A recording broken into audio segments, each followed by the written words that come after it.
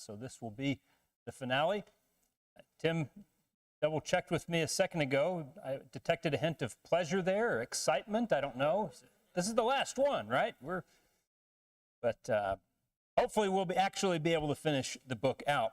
I don't know. I might have to move a little bit quickly. We have 3 more chapters, but we are going to be looking at the finale this week in the life of Jacob and bringing this study to a close and the book of Genesis to a close as well. Before we get into it, let's begin with a prayer. I'll invite you to bow with me, and we'll begin that way by going to God. Let's pray. Holy Father, we thank you for the good day you've given, and we pray that we have honored your name through our choices, our behavior, conduct that we've exhibited to the world. Pray that we've shown your glory and your goodness to those around us. We're grateful for the time we can spend in study tonight, and we pray that you would be with us as we do that you'd help us each time we turn to your word. Help us to grow an appreciation for who you are, the love that you have shown, and the awesome plan that you have unfurled over all these centuries. We're grateful that we can be saved through our faith, just as you have saved others through their faith for so long. We pray that we always would grow in our confidence in Christ and in our love for you. We're thankful for those who are here tonight, and we ask that you would bless each one of us and continue to be with us. We ask this prayer in Jesus Christ's name. Amen. All right, we find ourselves in Genesis chapter 48. We started looking at this chapter a little bit together last week.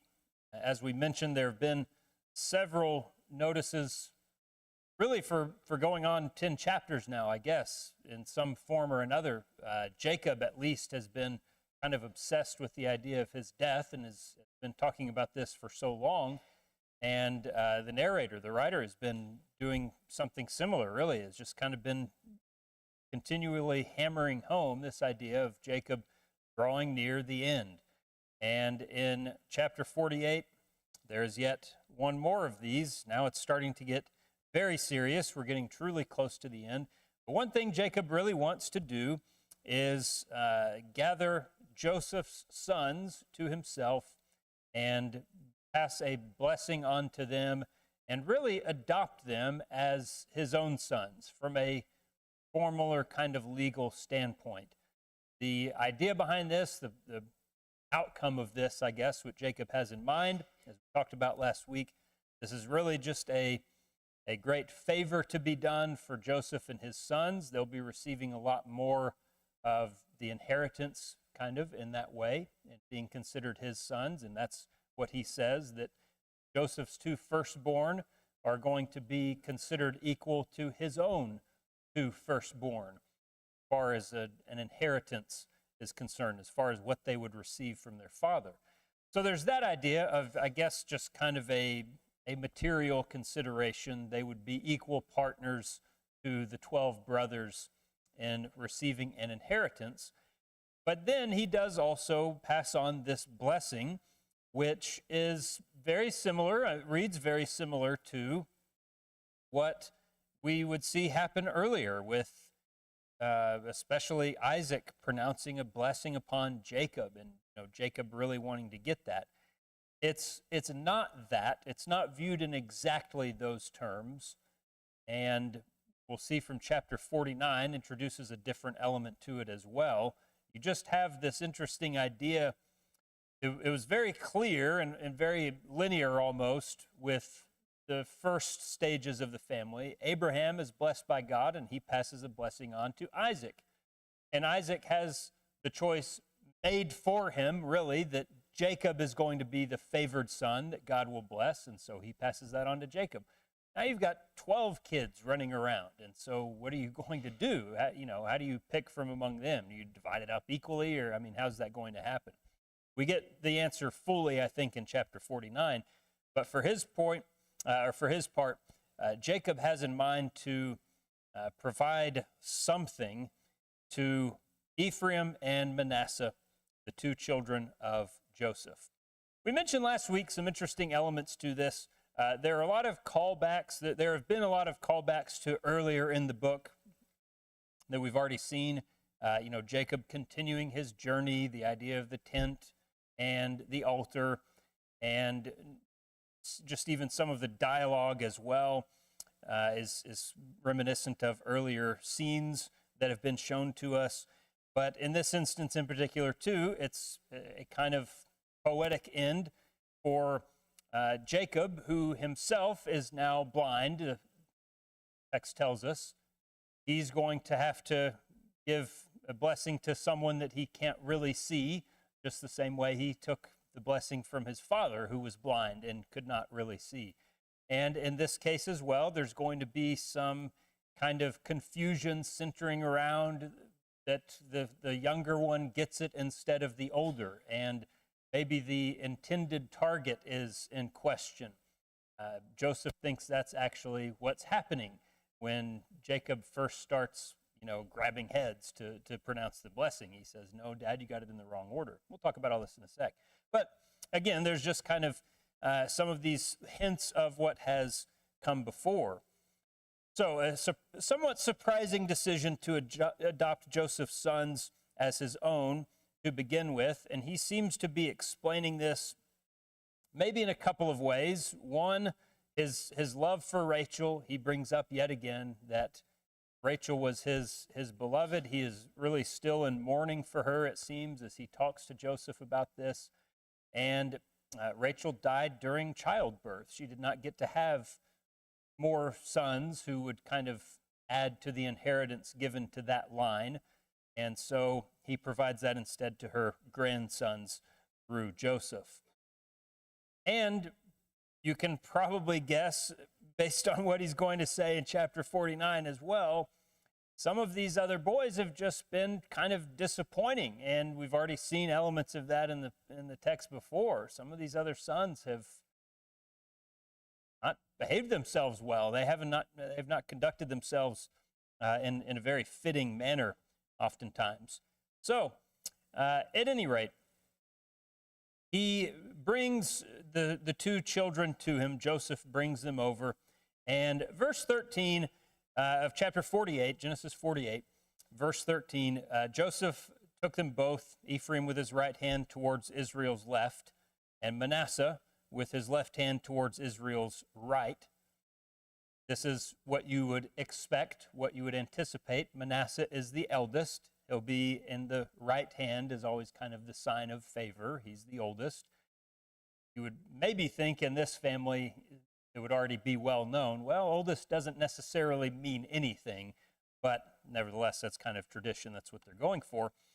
But Israel does this. Jacob crosses his arms. He switches his hands, sort of, and takes them in the order that Joseph did not expect, and pronounces this kind of initial blessing, verses 15 and 16, and gives us a lot of insight into Jacob itself, I suppose. He will say some things in his closing words that do illuminate us more on how he thought of God and just the way he viewed his life as it was coming to a close. But here he says, "God, before whom my fathers Abraham and Isaac walked, the God who has fed me all my life long to this day, the angel who has redeemed me from all evil, bless the lads. Let my name be named upon them, in the name of my fathers Abraham and Isaac, and let them grow into a multitude in the midst of the earth." Some elements of this, as we mentioned, do sound similar to what Abraham got and Isaac got and Jacob got. Now Ephraim and Manasseh are being given something similar. It's interesting that he mentions God having fed him all his life long to this day, because so much of these last several chapters has revolved around the fact that there is a great famine in the land and there is not food anywhere, and that the life of this family has continued only because of God's providence in taking the evil act of the brothers, turning it into something good through Joseph being in position where he could help everyone. So there's an acknowledgement of that God has continued to feed Jacob no matter what has happened. The reference there to the angel in verse 16 makes us think of his wrestling with that angel, the messenger of Jehovah, that he had that encounter with, and he seems to be equating him with God in this case. But he pronounces this great blessing, and Joseph sees what has happened and says, well, Dad, I tried to put him in the right order. I don't know what this arm cross maneuver was about, but you did it wrong. Ephraim is the younger, so he should be in the left hand. But in verse 18, he mentions that Jacob refused in verse 19 and said, I know, my son, I know. Unlike Isaac, who didn't know what he was doing when he blessed the younger, Jacob knows. He knows full well and appears to be speaking prophetically in this case, knowing that Manasseh will be great, but the younger will be greater than he, and his descendants shall become a multitude of nations. Now, this will be borne out historically with Ephraim's preeminence. They will, kind of among the northern nations, really for a lot of Israel's history after this point, a lot of post-Exodus history, I guess. Ephraim will be a prominent tribe. They'll be the most powerful one. They'll be one of the largest ones. They will really be a seat of power in Israel from that point until the fall of the northern kingdom. It will be Ephraim that is most prominent in many ways, and Jacob is seeing that right now. Another interesting point is made there in verse 20. He blessed them that day, saying, by you Israel will bless, saying, may God make you as Ephraim and Manasseh. That sounds like he is anticipating a nation, doesn't it? He talks about Israel will do this, speaking as a people, not talking about himself, talking about his descendants who would be known by that name, the nation that would come from him that would be known as Israel. And he says this will be kind of a proverbial statement or something that's in their lexicon, that they will say, may God make you as Ephraim and Manasseh. So he's anticipating that growth that God has been talking about and promising for so long. So this finishes with verses 21 and 22. Israel giving these parting words of, comfort or blessing to Joseph. And some of those threads will be picked up in later chapters as well. Anything to mention on chapter 48 before we go on? Brother Garrett.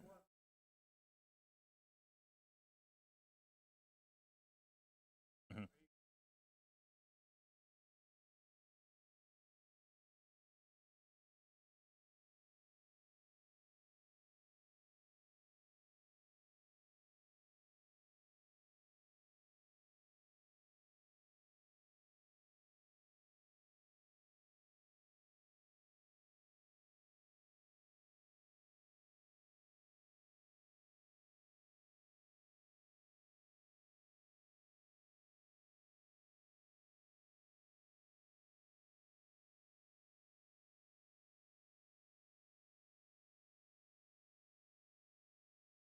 Yeah, just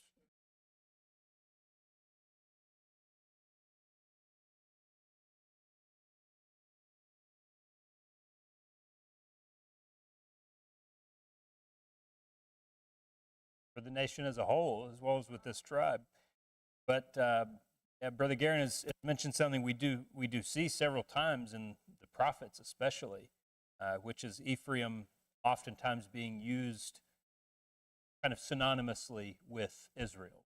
A lot of times, if you're reading Hosea, if you're a different book that talks about something I've done in Ephraim, a lot of times it's just meaning to stand in for the whole nation. They were referred to a lot of times. Anything else there on chapter 48? I know I'm moving through this a little bit quickly. We're really going to for chapter 49, but the gist of this, the upshot is this surprising decision by Jacob, and something that continues a theme we've seen earlier, younger being elevated.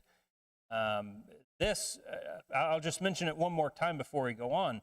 The surprise, maybe the most surprising thing about all of this to me, is that in Hebrews 11, it's this action, it's this decision out of all of Jacob's life and career and activities. It's this that the Hebrews writer says, by faith, Jacob did this. He blessed Manasseh when he was in view of his death. Be quite honest, I'm still not 100% sure exactly what about this. I can identify elements of it that definitely show faith, and we've looked at some of them even tonight. The forward-looking trajectory of it, the seemingly him doing what God wanted him to do in choosing Ephraim over Manasseh, having this kind of peaceful transition in that way. It was not at all like his was with Esau. I can see some things that definitely involve faith, but I don't really know what about this scene is that was so impressive to the Hebrews writer. Maybe further digging will reveal something. Well, in chapter 49, we get sort of part 2 of these final words, and it's going to be for the whole family. Jacob wants to gather everyone together, and as was typical of the time, you get all the family around and you tell them not only kind of what is most important, maybe what you have tried to live your life by. You state things in a sort of testament perspective and say, here's what I've tried to do. Here are the guiding principles of my life. Carry these forward. But you would also give them some insight into here's what is likely to happen. And biblically, we see that happening a lot of times where there will be prophecy that comes from that. This is kind of unfortunate in the case of several of these brothers because they don't have a lot to look forward to. Jacob doesn't really have good news for them. As we said, this is not the typical kind of positive fare that you might expect. Well, Dad's sick, he's on his deathbed, we need to go see him one last time. Usually for us, we anticipate this is where you're going to tell each other that you love each other one last time and not say, you're a wild donkey of a man and you're going to have trouble ahead or something like that. I mean, that would be kind of a downer, I guess. But at any rate, this is what happens, especially we see with these first 3, and we've talked about this quite a bit. If we're going in birth order, Reuben, Simeon, Levi, all those who precede Judah in birth order, they've all been up to some things that are quite bad. And Reuben is called out for that and is given sort of the punishment for that. He was my might in the beginning of my strength, the excellency of dignity, the excellency of power, but he's unstable and he won't excel because, remember the account from earlier, he went up to his father's bed and defiled it. He slept with his father's concubines or wives. Simeon and Levi, well, they're next, but they're instruments of cruelty. Remember their slaughter that they enacted against some of the Canaanites, and what we might think of, I think of it as an overreaction to what had happened to their sister.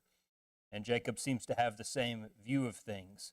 Let not my soul enter their council. Let not my honor be united to their assembly. For in their anger they slew a man. Their self-will they hamstrung an ox.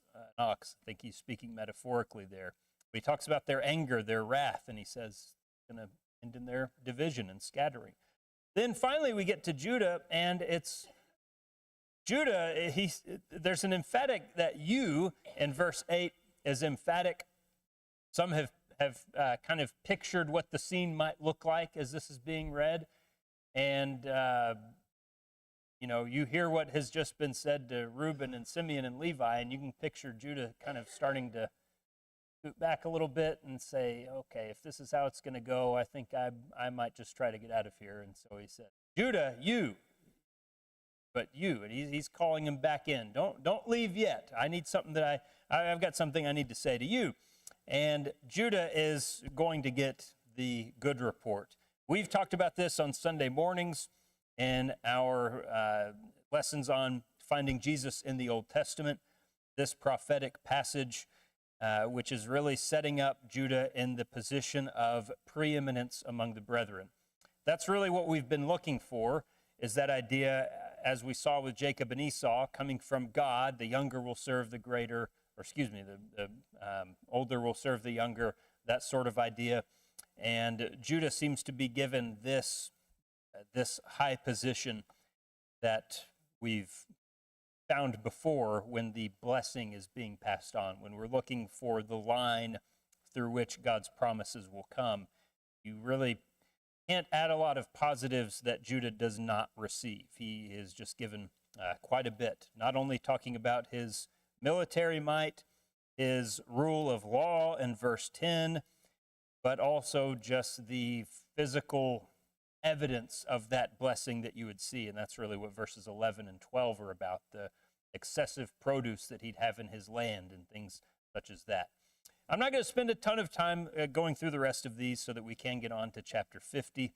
It's a bit of a mixed bag from then on, and some of them are brothers that we don't know as well.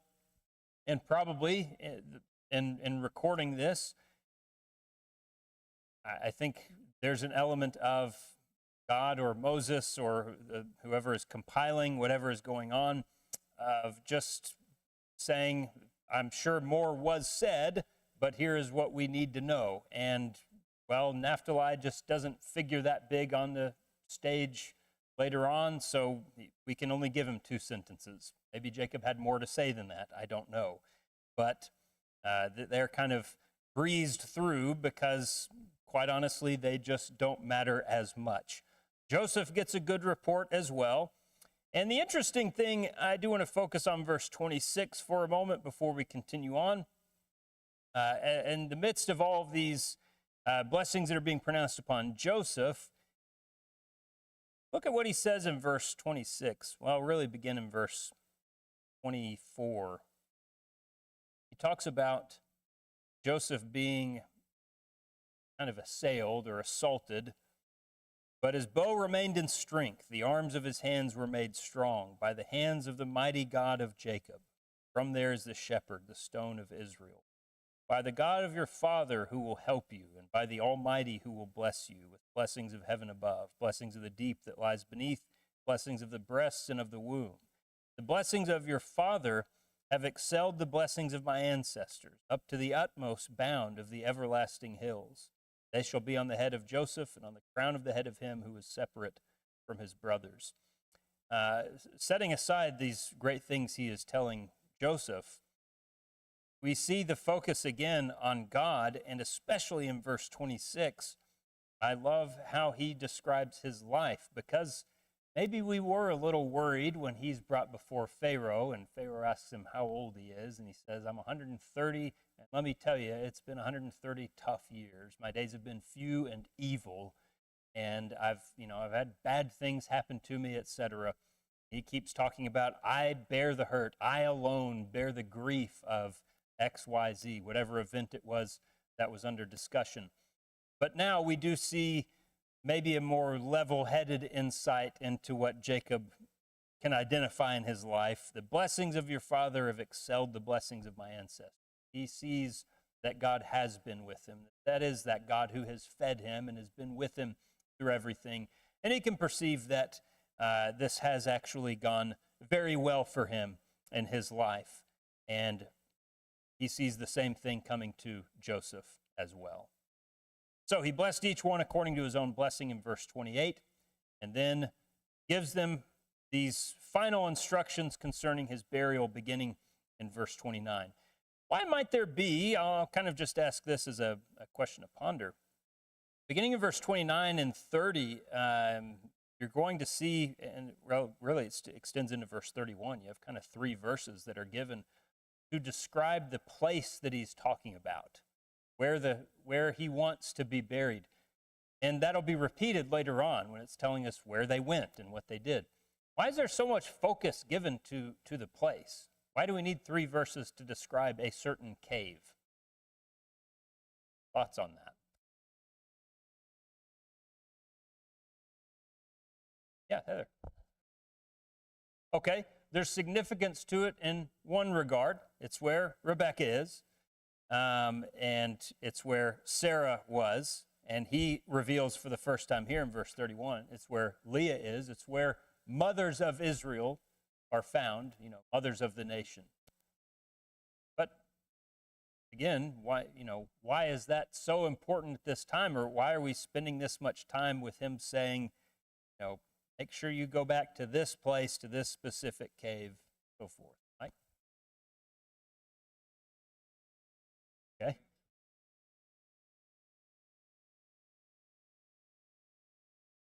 Okay.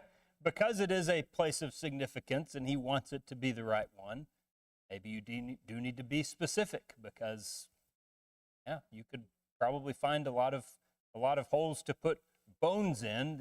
By this point they're talking about having remains that are not even really the size of a full person. You could, if you were being careless, probably find a lot of holes to throw those in, I guess. Yeah, Ian.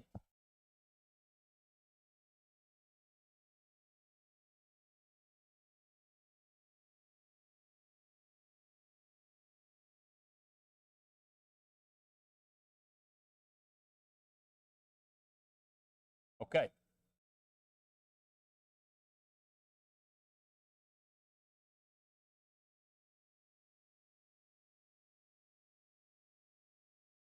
Yeah.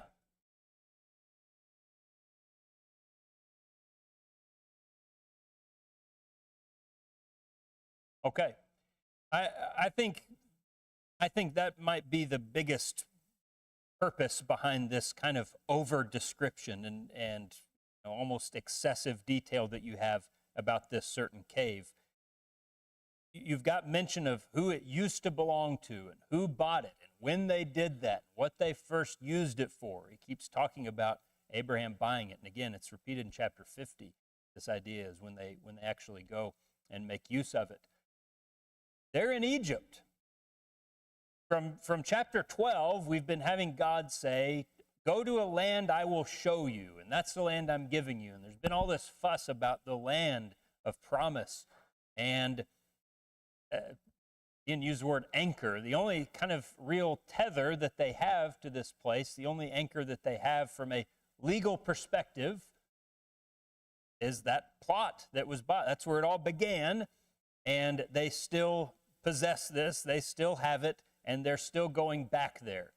Jacob says, that's the last place I'm going back to. The first place we bought is the last place I'm setting foot in, so to speak. You take my bones there. But this is this reminder that they do have a legitimate claim. They do have ownership in the land of Canaan, and they procured it through those means. There is the idea of God has promised them the land, so they own all of it. And things are described that way, kind of through that vantage point sometimes. But really, we get the impression that the manner through which, the mechanism through which God gives them this land starts with Abraham buying some of it. It really begins with a legal transaction. And God will even, reveal to them later, of course, this land isn't so much for you, it's for your descendants. They'll have it in a real sense.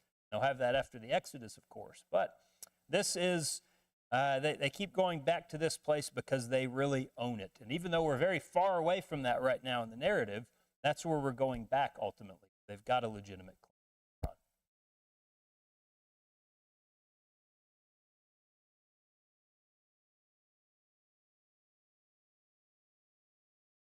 Maybe so. Maybe there's an idea of what happens after death or after burial. I'm not sure if that would come in. That's interesting to think about. It's always the idea of resting with their fathers, but maybe there is that idea behind it as well of what comes. Anything else to mention there? All right, so he gives the order. Again, we already saw this in a more general sense earlier, him telling, you take me back to Canaan, but now gives the specific order, and then finally drew his feet up into the bed and breathed his last, gathered to his people, in verse 33 of chapter 49. Now, as chapter 50 begins, we see Joseph doing really what is oddly characteristic of Joseph, which is showing a lot of emotion. We've seen him on several occasions before doing this, where he falls on someone's neck and weeps and kisses them. That's happened several times in his life already that has been described to us. Despite spending so much of his time around his brothers now, as this kind of masked, harsh, imposing Egyptian official that he presented himself as, and he was very emotionless and cold and intimidating to them. Now we see what is really more characteristic, which is this outpouring of emotion at his father's death. Yeah.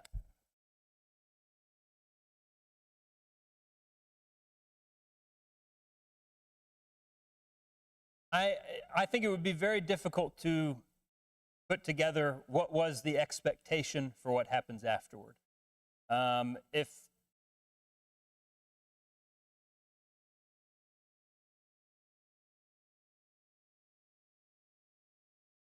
depending on, I guess the first place you'd go in trying to give a big answer to something like that, maybe you'd start looking at Job and consider, well, is Job written by or about someone around this same period of time, which it seems like maybe it is, or is meant to feel that way, with Job being a sort of patriarch. And you'd see not vestiges, but maybe seedlings of this kind of idea of a hope of redemption, a hope of reconstitution of some kind. In a few places in Job, it seems like there's an early idea, not of resurrection like we think of it, but that death is not the end. That in some way, not only do you stand before God, but you live again. And so you could find that from some of the very early books. So for that reason, I say it would just be hard for me to say unequivocally they thought this or they didn't think this. There's not anything in Genesis about them having that conception or thinking of that. Again, the term they use over and over is resting with their fathers. It sounds like sleep. It sounds like some finality to it. So I don't know what would have been revealed to them or what their conception would have been. I tend to agree with you. It is more the idea of simply being laid to rest somewhere, and this is where things end. But you have, biblically, early inklings that something else does happen afterward. That could have been in their mind. I wouldn't be able to say for certain. Very good question. Yeah, David.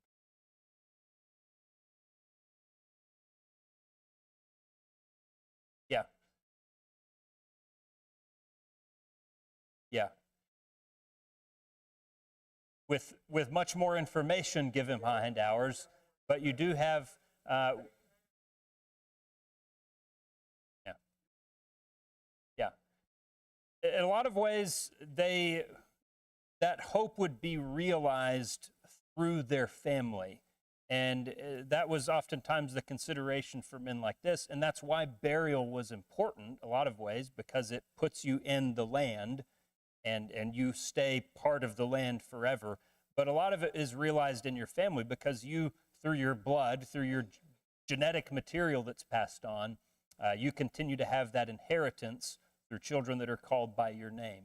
And so that's part of that hope. But you do have the Hebrews writer saying, too, of Abraham and Sarah, that they are given a better, that is a heavenly country. And he talks about their hope and their faith and God having something, better, not only better than that land that they actually saw, far better than the land they had come from, but really distinct from both in some way. So, yeah, again, there's something forward-looking about that. I just don't know what that would extend to. Good addition there. Yeah, Patty.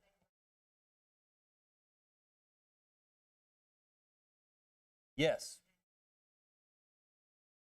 I think that is a big key for them. And we've mentioned several times the idea of their wandering is so characteristic of Abraham onward, that they are traveling in tents.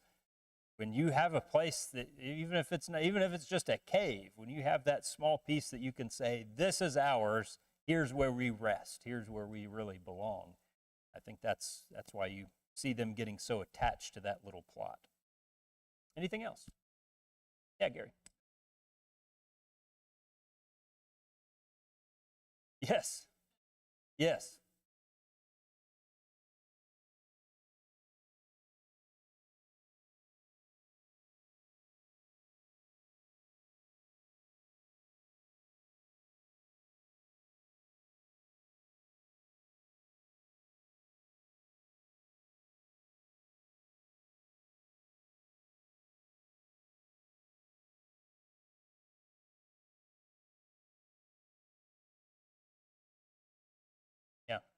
Yeah, Brother Garen's looking at verses 7 and 8 of chapter 50. And it is quite a procession. It's pretty impressive what ends up happening with Jacob being buried. And let's go ahead and move forward to that. Joseph asks leave, really, from Pharaoh. Can I go and bury my father? I promised him I would. Joseph shows a lot of deference to Pharaoh and even to the people he's sending to talk to Pharaoh on his behalf. The fact he's sending someone to talk on his behalf rather than just going in and talking to Pharaoh is kind of interesting or unexpected, because he's been portrayed as being so powerful and being on almost equal footing with Pharaoh. Why is Joseph treading so carefully and asking Pharaoh, can I go do this last favor for my dad? Maybe we see some of the answer in red too. Ian?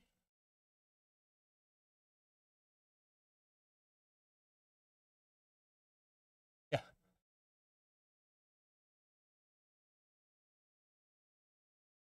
Ritual or ceremonial.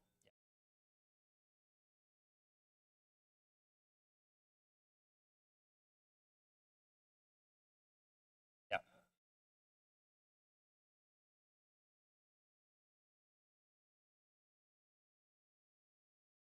Right. A lot of it characteristic of what we've seen from Joseph before, the wisdom, the humility. Some of it is an idea of, it is asking a lot in some ways, because he's really given just short of royal treatment. The customary time of mourning for pharaohs evidently was 72 days, and they'll mourn Jacob for 70 days. So he's 2 days short of being treated like one of their own kings, really. Again, that's not surprising from the way Pharaoh treated him and receiving that blessing from him. So it is maybe asking a little bit, and you're going to be taking all these chariots and people all this way and everything. But maybe some of that idea too, the fact that you have chariots and kind of an army going with them. Does Pharaoh want Joseph to go back home and stay? Does he want to lose Joseph, who might just say, well, you know, this is home. After I go back home and I see the place where my, you know, parents are buried and where my grandparents and great-grandma is buried and all this kind of stuff, maybe I just start rediscovering my roots and decide I'm going to stay in Canaan. That's not going to work for Pharaoh, because Joseph is indispensable. And so I think Joseph realizes some of that ahead of time. But again, maybe some of these ideas that you find with this huge retinue going, with the little ones staying behind and not making the journey, some of this seems a little bit designed to make sure Joseph comes back. And he even mentions that when he's asking at the end of verse 5, what are his last words in the request? Let me go bury my father and I'll come back. That's a key part of this transaction, is to make sure that he does actually return. So he's allowed to do this. It is a huge scene, a very great gathering, so much so that in verse 11, the Canaanites witnessing this realize something big is going on, and they see all these Egyptians running around and think they're doing something serious over there. You get a bit of etymology for the place name. So the sons discharge Jacob's will in verse 12, just as he had commanded them. They carry him to this cave. Again, there's the lengthy description in verse 13, once again identifying exactly this place. And then Joseph returns, goes back to Egypt.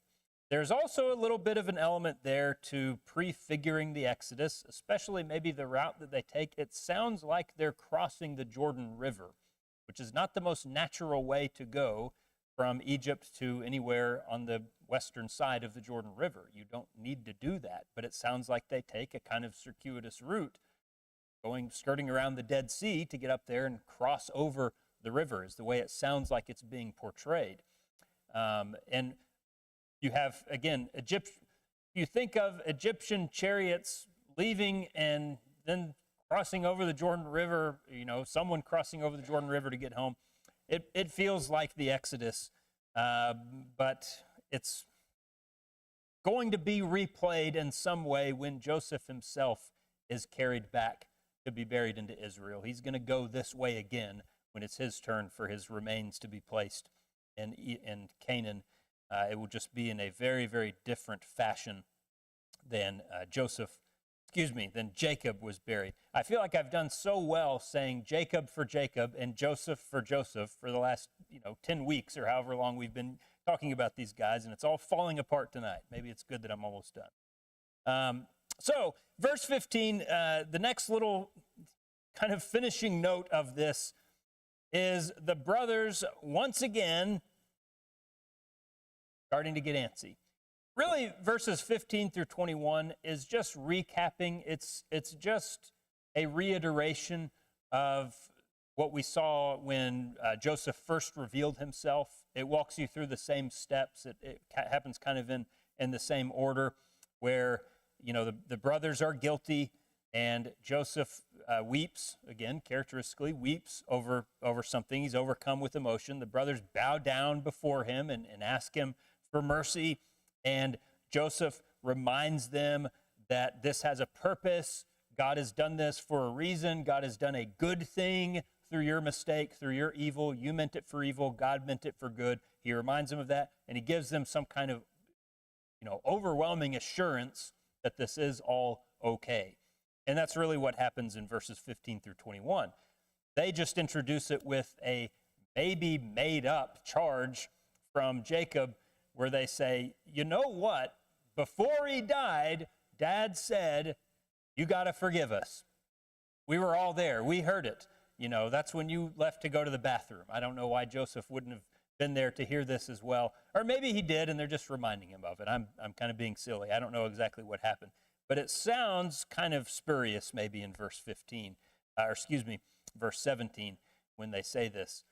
Because it's motivated by their fear. It's motivated by them saying, sure, he wasn't getting back at us when Dad was alive, but now that Jacob is gone, the other shoe's going to drop, and Joseph's going to throw us all in prison or do who knows what.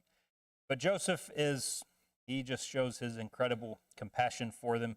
He doesn't take matters into his own hands. He says, I'm not God to do that, verse 19. I'm not in the place of God. You don't have anything to fear. He recognizes that God has acted in providence to save them. And he doesn't just forgive them or show mercy to them. He actively says, I'm going to provide for you and your little ones. He's going to take care of them. And so his forgiveness throughout is one of the great applications of this. He is a terrific pattern for that mercy to extend to another. All right, last few minutes, verses 22 through 26. This is now Joseph doing similar to what Jacob had done. We get the note that he lives to this ripe age of 110 years. Again, that's the Egyptian ideal for a fulfilled life, 110. And Joseph is able to enjoy that.